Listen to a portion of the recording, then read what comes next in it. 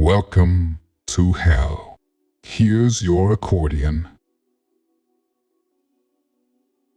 It is a known fact that the sheep that give us steel wool have no natural enemies. If a tree falls in the woods and nobody is around to hear it, and it hits a mime, does anyone care? He has been known by many names: Lucifer, Beelzebub, Belial, the Prince of Lies, Satan, and at a party, once an obnoxious drunk kept calling him dude. You know those little snow globes that you shake up? I always thought my brain was sort of like that. You know, where you just give it a shake and watch what comes out and shake it again. It's like that. The bluebird of happiness, long absent from his life, Ned is visited by the chicken of depression. My future plans are hazy, and I've yet to experience how much cartooning is in my blood, and therefore how much I'll miss it. But I have some other interests, especially in music, and I will probably take the opportunity to delve into those things more deeply. I think one thing that's important to maintain is a sense of fear, always doubting yourself. A good dose of insecurity helps your work in some ways. I never liked my own species.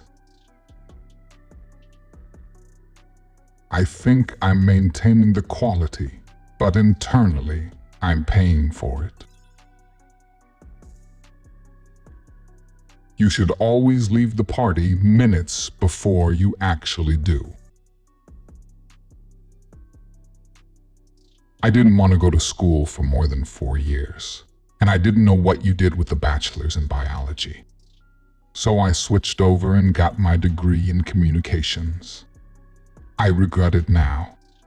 It was one of the most idiotic things I ever did.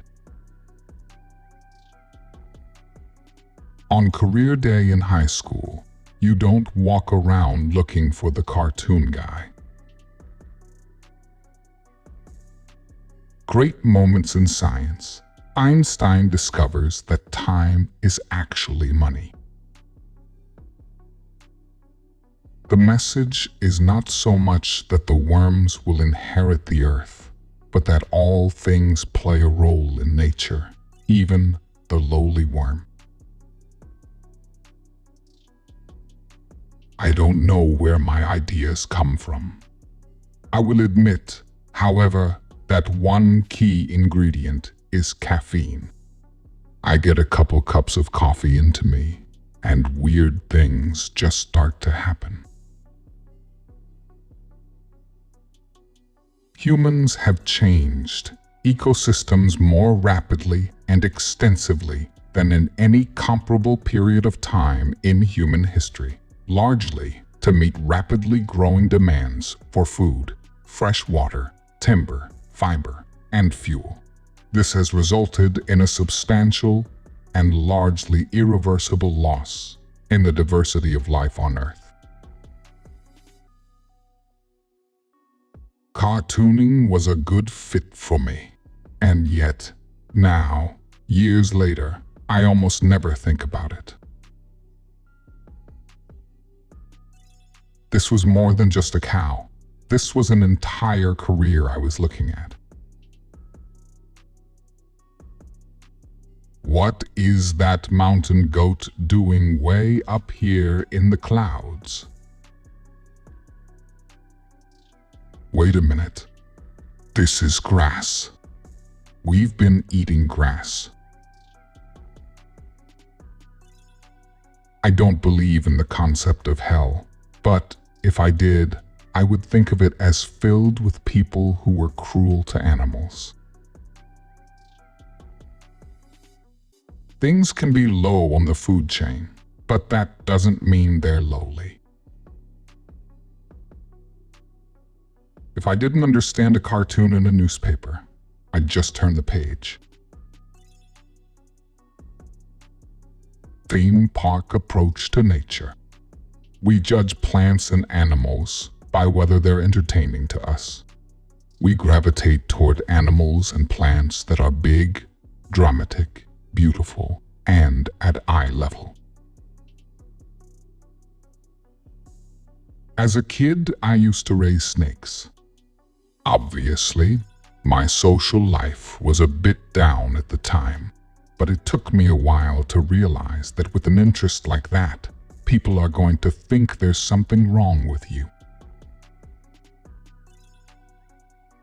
With my own cartoon, it was just me being goofy by myself. But when it comes to an animated film, you're working with 45 animators and assistant animators. It's a whole different ballgame. Sometimes I'm convinced that one day I'm going to draw the cartoon that offends everyone, and that'll be the end. The daily calendar seemed to me like a kind of cartoon black hole, and you didn't have to be a rocket scientist to know that that couldn't be sustained indefinitely.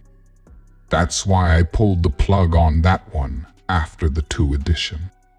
Kind of a preemptive strike. The great thing about this jungle of ours is that any one of you could grow up to be Lord of the Apes. People try to look for deep meanings in my work. I want to say they're just cartoons, folks. You laugh or you don't. Gee, I sound shallow, but I don't react to current events or other stimuli. I don't read or watch TV to get ideas. My work is basically sitting down at the drawing table and getting silly. I was so intrigued by insects and things that crawled or flew, I could spend hours by myself in a vacant lot. I don't think I'd know if I was sitting next to Charles Schulz on an airplane. I never sat down and said, you know, what the world needs is a good, sick cartoonist. I've always considered music stores to be the graveyards of musicians. I actually find a lot of parallels in jazz and cartooning. I didn't realize I was working in a family medium. You can get away with a lot as long as it has a silly edge to it. As for the reasons behind my retirement, they mostly center around simple fatigue and a fear that if I continue for many more years, my work will begin to suffer, or, at the very least, ease into the graveyard of mediocre cartoons.